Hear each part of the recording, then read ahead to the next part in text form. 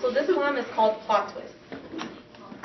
And I'm very sorry, it is rough. I wrote it 20 minutes prior to coming, as usual, and I'm sorry. I used to think, what has Cupid been up to? Has he forgotten the existence of my heart? Or maybe he got lost between two people who are both actively in love with each other. Or maybe he just has no time for me. Maybe Cupid hasn't come and worked his magic because he has no faith in the love that I have to offer. But I believed in it. And I believed that the love I had to offer was extraordinary. I so happened to believe that no one can possibly be as in love with him as I was. But Cupid, he has a way of misconstruing with things. Caught between strings and parallel lines that constantly go forth, just never intertwine, Cupid can't walk two lines at once, nor can he straddle them to make a firm knot. But maybe this is a sign. A sign that in order to be in love, you have to love yourself entirely enough for the both of you. Enough so that all the heartache can finally disappear. Plot twist, this never happened. Perhaps in an alternate perpetual complex of a little passing of a universe, somewhere up on the new horoscope sign galaxy, we never met. And the void is growing smaller. I can feel claustrophobia pressing up against my air passage as the memories, they begin to formulate into stardust.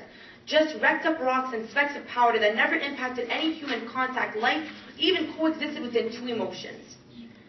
Maybe they turned into moles that make up the molecular theory that will never be used in our habitual lifestyles, yet we're still taught 6.02 times 10 to the power of 23, instead of learning how things go from everything to nothing, how we go from being solid fragments of fullness to broken pieces that only one person can repair.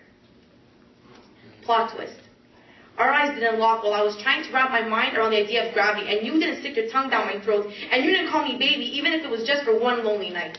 And you were ambitious, straddling the line between the future and preparing the now for the future. You were just another pair of green eyes that passed me in the school that had no effect on my mind or body whenever our lines intersected.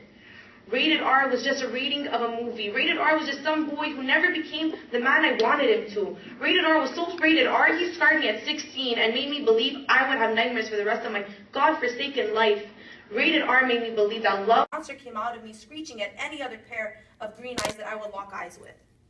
Plot twist, I never fell for you. And plot twist, you lived here.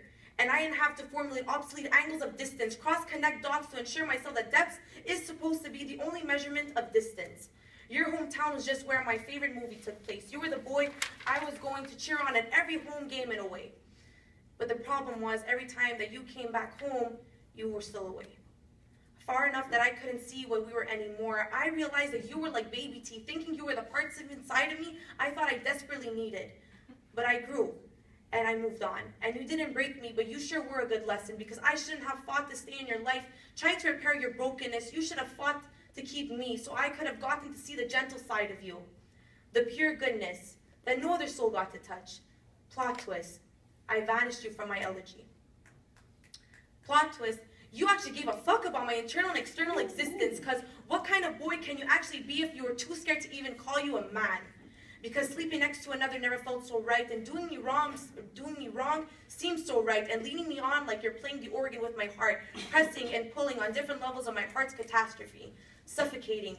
I feel like I can't breathe. Is this rated R all over again? Worse, is this long distance? I'd be wishing this was a problem, speculating upon the absence of time, because we are so close, yet our minds race so fast we can barely travel back to the time our eyes first locked.